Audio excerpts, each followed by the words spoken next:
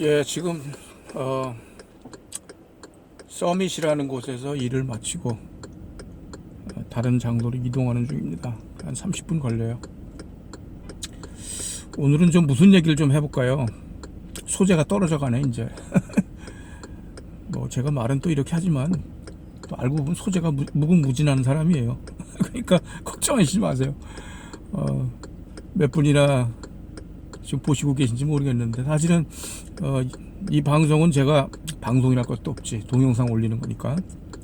하여튼 뭐가 됐든지 간에 주로 저희 친지분들하고 또 저를 아는 지인들이라 봐요. 뭐 교회 다니시는 성도분들, 이 정도 분들을 대상으로 하고 있어요. 그렇기 때문에 제가 무슨 이제 제작하는 측면에 있어서 무슨 뭐 신경을 쓴다든지 뭐 기술적인 면에 뭐 제가 뭐 특별한 그걸 하고 있는 건 없습니다. 그냥 시간도 집에 가서 이것도 하려면은 또 이것도 마음 먹어야 되고 쉽지 않거든요. 어차피 차 안에 저는 잡혀 있는 시간이니까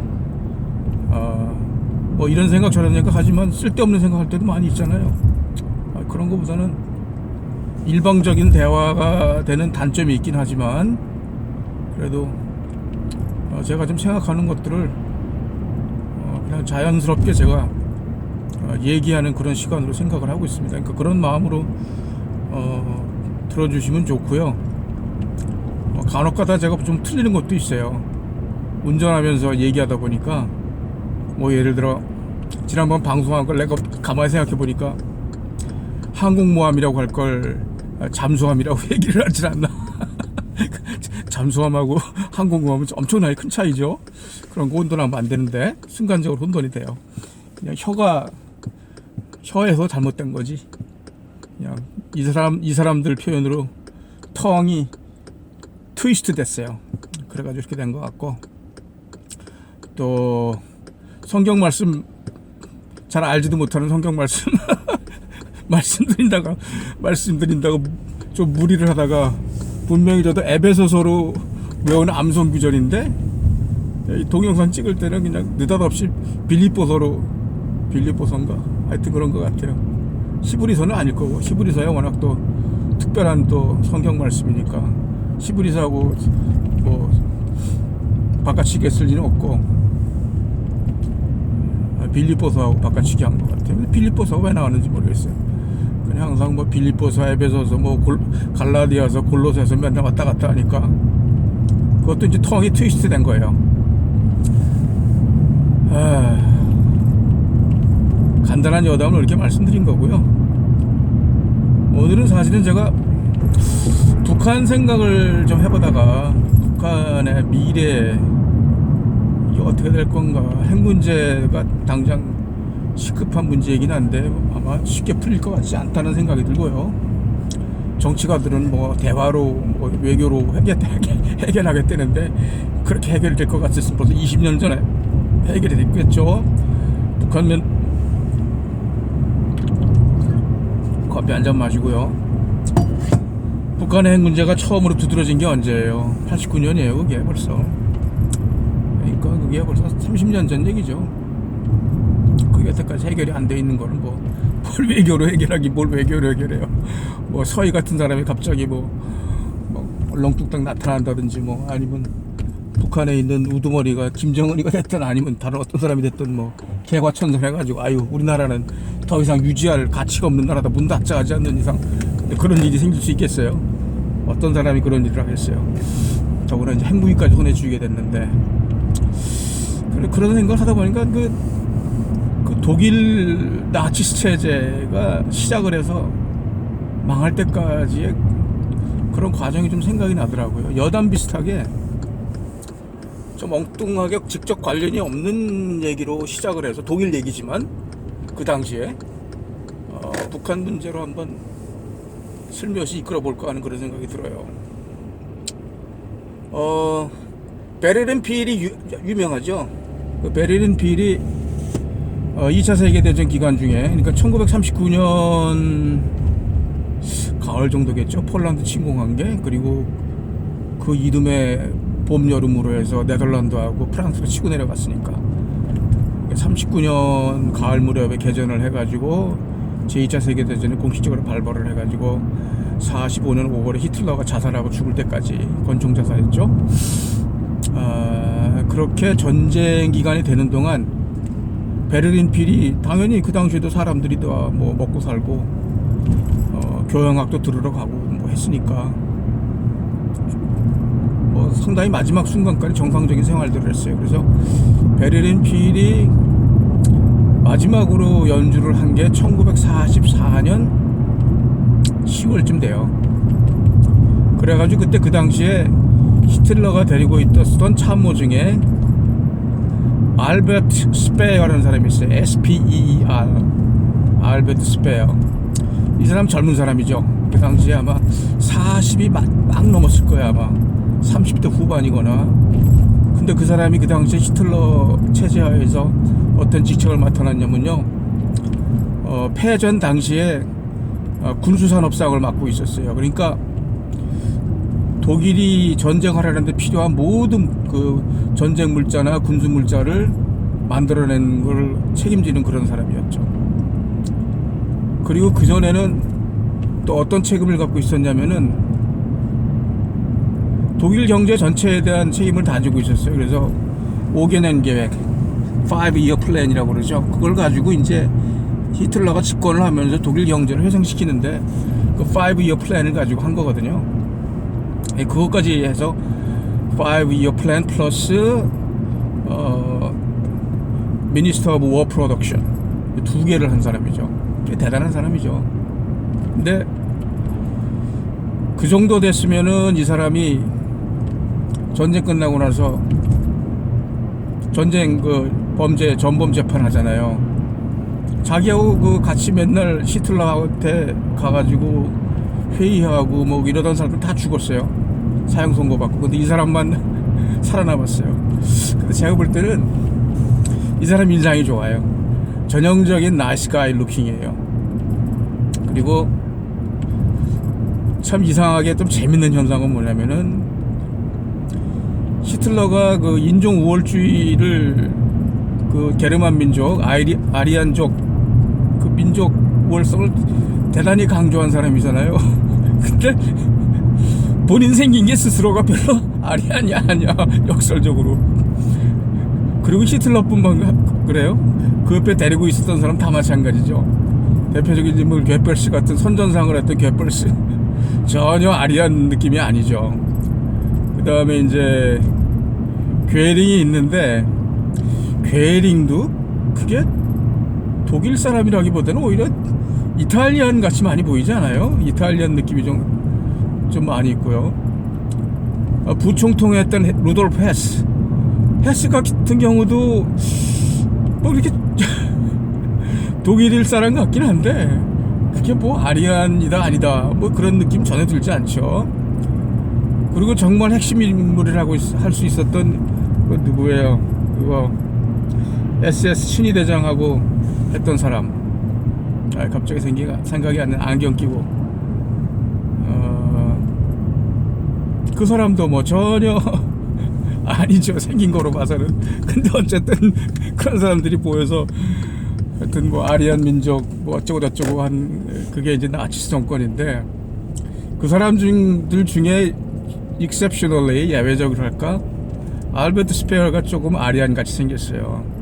머리도 블론드에다가 그 머리도 대두가 아니죠. 단두죠. 이렇게 작은 두상에 전형적인 무슨 말씀 하시는지 알 거예요. 근데 이 사람이 그 인상도 좋은데 실제로도 착한 일을 좀 했어요. 많이 했어요. 뭐냐면은 그래서 그 교향악단 얘기하다가 옆으로 샜는데 잠깐 10월 달에 마지막 공연이 끝나고 나서 컨덕터가 이제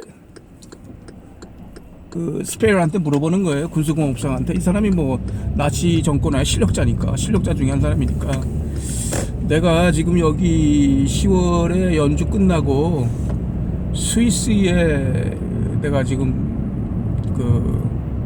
갈 예정인데 내가 지금 가야 될지 안 가야 될지 내가 지금 좀 고민을 하고 있다. 그러니까 스페어가 웃으면서 뭐라 그랬냐면 지금 비밀 경찰이나 이런 사람들이 당신을 면밀히 감시하고 있는 건 모르느냐. 당신이 워치리스트에 올라와 있고, 왜냐면 이 사람이 이제 반나치스적인 발언을 많이 했어요. 그러니까 찍힌 거죠. 그 나치스들한테 그 친위대나 뭐 게슈타포나 뭐 이런 데 찍혀 있는 거예요. 그러니까 스페어가 뭐라 그러냐면은 이번에 가면은 가가지고 스위스에 반드시 가고 어떻게 했든지 심사 통과해가지고 스위스에 가면 들어오지 마라 그러니까 당신 오면 보나마나 붙잡힌다. 그러니까 이 사람이 나 그렇게 못한다. 왜냐면 단원들한테 그 전쟁 끝날 때까지 이 사람들 내가 보호해주기로 내가 약속을 했기 때문에 갈 수 없다. 이렇게 해서 실제 안 갔어요. 참 그 자기 말에 철저한 사람이죠. 그러면서 이제 이 지휘자가 스페어한테 넌지시 물어보는 거예요. 야, 우리 독일이 이거 지금 전쟁에 이길 것 같냐? 질 것 같냐? 했더니 스페어가 지게 돼 있다. 지는 전쟁 하고 있는 거다. 그러니까 내가 당신한테 하는 조언도 그런 차원에서 하는 거다. 이런 얘기를 하게 되죠. 그런 일이 있었고요. 그래서 이제 교황학단이 연주를 안 하면 뭘 먹고 살아요? 먹고 살 수가 없잖아요. 그러니까 10월 이후에도 계속해서 연주회를 주선을 해줬어요. 그리고 이제 거기 들어가는 비용은 나치스 당비를 어떻게 동원을 해가지고 이 사람이 스페어 이 사람이 이제 도와준 거죠. 그 사람들 교향악단들. 그래가지고 한 번은 그 교향악단이라든지 이런 게 이제 다 음악이나 미술이나 나치스 독일 같은 그런 전체주의 체제하에서는 다 선전도구거든요. 그러니까 이게 전부 괴펠스 수하에 있어요. 괴펠스가 다 좌지우지하는 거예요. 그 사람들 죽이고 살리고 하는 거는. 근데 이제 전쟁이 막바지에 다다르면서 이제 베를린 시내 외곽까지 연합군이 몰려 들어오니까 소련군이 몰려 들어온 거죠. 사실은 소련군이 몰려 들어오니까 시민군까지 조직을 해가지고 어린애들, 그때 시민군이라는 건 이제 정규군에 포함되지 않은 사람들이니까 뭐 열 몇 살짜리 소년들, 그 다음에 뭐 50세 뭐 60세 가까이 뭐 60세 넘어간 사람들 아마 있을 거야. 아마 이런 사람들 이제 붙잡아 가는 건데 교향악단을 데려가겠다 이거예요. 그래가지고 이제 베펠스가 그런 식으로 나오니까 이제 스페어가 반대를 한 거죠. 아니 그 사람들 인재인데 그 사람들을 어떻게 그렇게 그냥 말하자면 소모품인 거지. 그렇게 소모품식으로 써버릴 수가 있느냐. 어차피 이제 괴펠스도 그렇고 스페어는 말할 것도 없고요. 독일이 전쟁에 질 거라는 거 이제 빤히 알고 있는 거죠. 그런 상황에서 나온 얘기예요. 그러니까 이제 괴펠스가 발끈하면서 이 사람아 무슨 소리 하고 있는 거야. 베르린시에 있는 모든 독일 국민은 뭐가 누가 됐든지 간에 심지어는 당신이 애지중지하는 교향악단원들도 우리 나치스 체제와 같이 가는 거다. We go down together. 말하자면 뭐 독일 말로 그렇게 했겠죠. 영어로 이제 번역하면 뭐 같이 죽자 이런 얘기예요. 그래가지고 스페어 이 사람이 아주 영악한 사람이죠. 그 엔지니어 출신이니까 건축가 출신이거든요. 얼마나 머리가 좋겠어요. 그 독일 민족 중에서도 또 뛰어난 그 사람만 보내는 그런 건축 학교에 가서 건축학 학위를 받아가지고 히틀러한테 발탁된 사람이니까 대단한 사람이죠. 마침 그 괴펠스 그 선전부 거기에 자기가 아는 사람이 거기 가 있었어요. 근데 그 사람한테 얘기해가지고 교향악단들 일적사항 기록을 모두 말소시켜라. 그래가지고 부랴부랴 비밀리에 그냥 다 말소시켜버렸죠. 그 사람들 인적사항, 연락처 뭐 이런 거를. 그러니까 괴펠스야 뭐 자기가 자기 소관사항에 대해서 이제 군수산업상이 얘기를 하니까 반박을 한 거지. 뭐 꼭 자기가 뭐 교향악단들 뭐 잡아가지고 꼭 뭐 전쟁 보내겠다, 싸움 보내겠다 그런 집념이 있었던 거 아니니까 그렇게 넘어갔어요. 그렇게 넘어가서 그 양반들이 이제 전쟁터에 안 끌려가고 마지막으로 그 양반들로서는 정말 진짜 마지막이죠. 마지막 그 콘서트를 언제 했냐면은 1945년 4월 12일인가 그날인가 마지막 콘서트를 했어요. 그래서 원래 이제 그때는 베를린 시내 근처까지 연합군이 들어와 있고 하니까 뭐 전력 시설 같은 게 정상적으로 돌아갈 리가 없죠. 그래서 무슨 어떤 식으로 발전했는지 모르겠지만 그 총통이 들어가 있는 히틀러가 들어가 있는 지하 벙커 이런 데다만 이제 그런데 군 주유소에만 전기가 들어가고 오페라 하우스에는 그 콘서트 홀에는 이제 전기가 안 들어가는데 스페어가 특별 명령을 내려가지고 이제 거기에 이제 전기를 집어넣었죠. 집어넣어서 하여튼 그 와중에도 사람들이 심포니 교향악을 듣겠다고 이제 왔는데 그날 그 연주한 심포니가 오스트리아 출신의 그 대표적인 낭만파 음악가죠. 안튼 브로크너의 작품이었어요. 안튼 브로크너의 심포니 넘버 4 로맨틱 심포니라고 뭐 그렇게 얘기도 하는데 저도 한번 들어봤습니다. 근데 조금 장중한 느낌도 있고 무겁기도 하고 좀 뭐라 할까 좀 그런 것이 낭만파 분위기인지 아니면은 안튼 브로크라는 사람의 그런 작품 취향이 그런 건지 모르겠는데 그런 교향악이에요. 그게 한 1시간 30분 정도 걸리는 건데 풀 프로그램으로 그걸 했죠.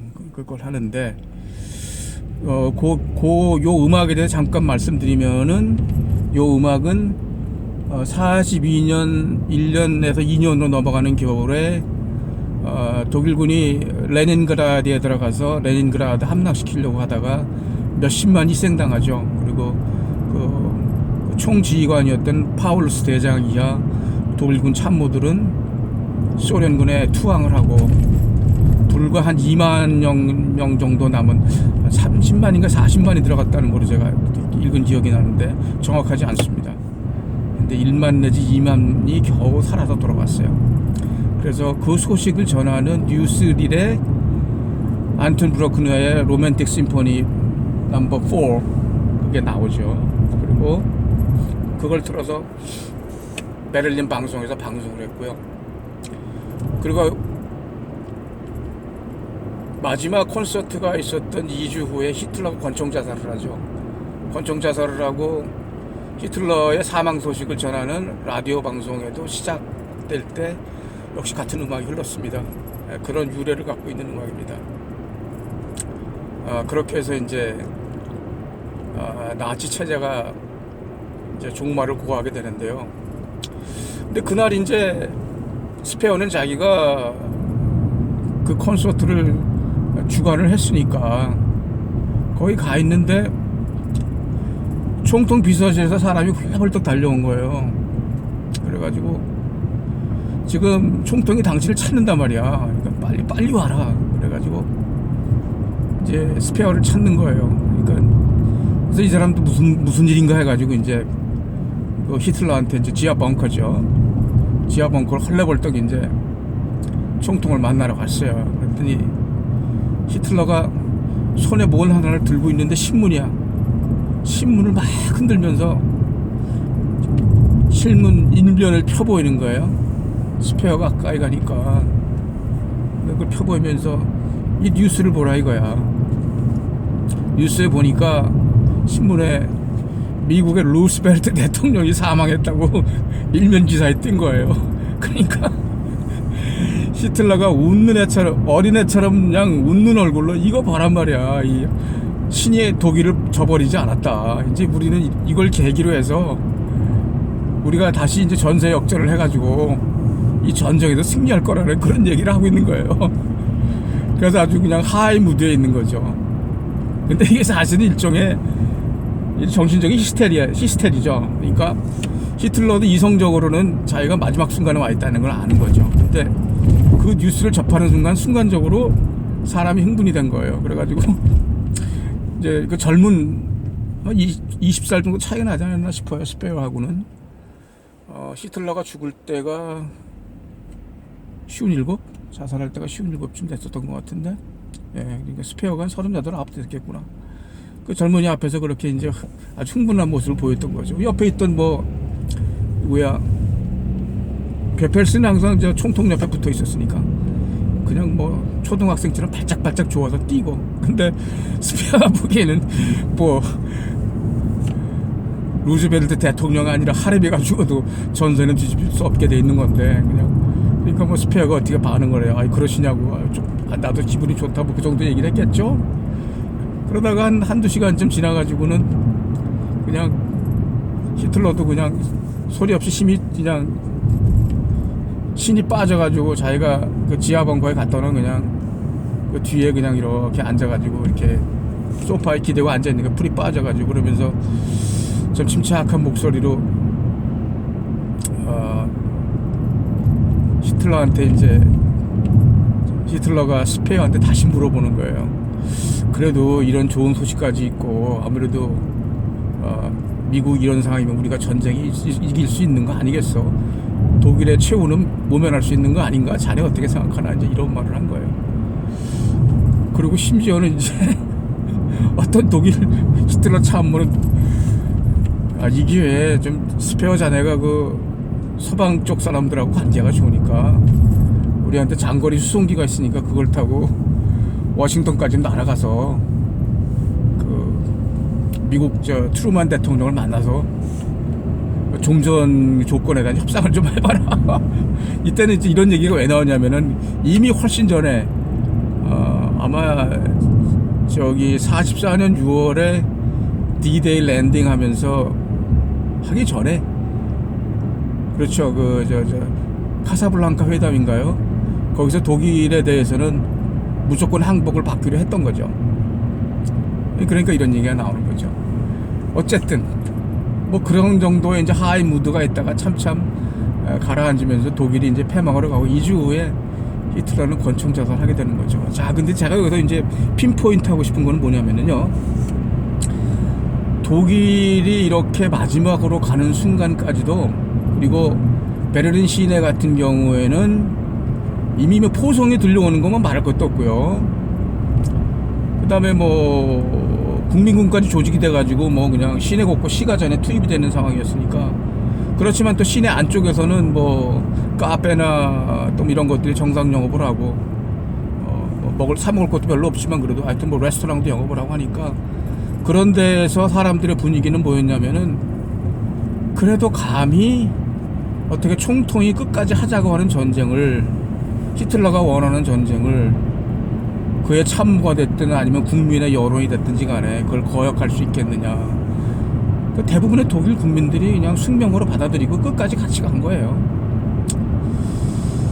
자, 그리고 또 하나의 의미 있는 사건이 뭐냐면은 44년 7월인가 여름 어간이 됐었을 것 같은데, 그 당시 독일 라스텐버그라는 데가 있어요. 라스텐버그가 어디냐면은 지금은 폴란드 관할구역이 됐는데요. 거기가 히틀러의 전방지휘소가 있던 지역이에요. 그러니까 아직 그때만 해도 44년 여름만 해도 동부전선에서 소련군이 많이 쳐들어오지 않은 상태니까 폴란드 전방지휘소에 그 히틀러가 많이 나가 있었죠. 거기에 이제 히틀러 반대를 하는 사람들, 그래도 독일이 마지막까지 이렇게 가면 안 되고 히틀러를 제거한 다음에 화평을 하자 이래가지고 이제 거사를 한 거죠. 그 거사의 주모자는 이제 슈타이펜버그 대령이라는 사람이 이제 주모를 했고, 또 그 옆에 또 같이 주로 동조한 사람이 베크 대장, 스타이펜버그 대장을 데리고 있던 사람이에요. 아니다. 스타이펜버그는 그 요들 밑에 있었지. 히틀러의 군사참모, 직속 군사참모 요들 밑에 있던 보좌관이었다. 맞다. 하여튼 베크라는 사람은 이제 보충군 사령관인데, 보충군이라는 건 뭐냐면 우리 한국 개념으로 치면 육군본부예요. 그 다음에 이제 싸움을 하는, 실제 전쟁을 하는 그 부대들은 야전군 사령부죠. 우리로 치면 뭐 예전에 139군, 지금은 지상작전사령부로 뭐 통합이 됐습니다만은 그 사령관이죠. 그때 이제 그게 결국은 실패로 끝났죠. 그 실패로 끝났을 때 그때도 이 거사에 참여했던 사람들에 대해서 일반적인 여론이 그렇게 썩 긍정적이지 않았어요. 그래도 어떻게 총통을 그런 방식으로 제거하려고 할 수 있느냐. 그래서 두 가지 포인트죠. 그 당시 독일에서. 그래도 한번 부벼볼 언덕이 있다. 부벼볼 언덕이라는 건 뭐냐면은 아주 진짜 아무것도 아닌 것 같은, 지금 생각해보면은 루즈벨트가 죽었다는 그 소식. 그 다음에 또 하나는 민심이 그렇게 마지막 상황에 갈 때까지도 히틀러를 완전히 버리지 않고 있었다는 사실. 자, 요거를 북한에다가 제가 지금 한번 그대로 대입시켜 보고 싶은 겁니다. 그러니까 김정은이는 핵무기까지 이제 손에 쥐었어요. 그리고 미국은 뭐 트럼프가 있어서 더욱 그런지 모르겠지만 북한이 핵무기를 쥐고 있음에도 불구하고 그냥 조용조용하게 잘 넘어가 보자 하는 식으로 지금 돼가고 있죠. 그 다음에 북한의 민심인데요. 체제가 동요하고 있느냐? 물론 불평불만은 상당히 있는 것 같아요. 근데 체제가 동요하는 수준은 아닌 것 같고요. 그 다음에 이미 북한에서 탈북자가 많이 발생해서 한국으로 많이 넘어오고 있는데요. 그분들의 출신 지역의 99%가 함경북도입니다. 평안도도 아니고 황해도도 아니고 오로지 함경도에서 넘어오고 있어요. 함경도라 하면은 뭐 잘 아시잖아요. 조선시대 때부터 내놓은 땅이고 지금도 북한에 내놓은 땅이고. 자, 그게 뭘 의미하느냐? 핵무기까지 쥔 북한 체제가 그렇게 쉽게 넘어가지 않을 것이다. 그리고 국제사회가 어떻게 핸들링하기가 좀 어려운 까다로운 그런 체제가 돼 있다. 북한이라는 체제가. 그래서 이 핵무기 문제, 그다음에 북한 체제 문제, 뭐 흔히들 통일하고 통일이 올 수도 있다 그런 얘기 하십니다만은 상당히 어려울 것이다 라는 생각이 많이 들어요. 그래서 지금 한국 정치가 뭐 윤석열이 어쨌다, 조국이가 어쨌다, 뭐 나경원이가 어쨌다, 뭐 동네 애들 뭐 연극 무대 같은 그런 느낌. 제가 좀 심하게 얘기하고 있는지 모르겠는데 심각한 안보 논의 대화가 있어야 될 것 같아요. 국민 전체도 좀 인폼이 돼야 될 것 같고 여야를 뛰어넘는 문제인 것 같아요. 좌냐 우냐 이 문제도 아니고, 그리고 북한을 대상으로 하는 문제도 아닌 것 같아요. 설사 뭐 북한이 넘어진다 하더라도 우리한테 여전히 제일 큰 게 중국이죠. 그 다음에 잠재적으로 일본, 러시아도 마찬가지고. 그래서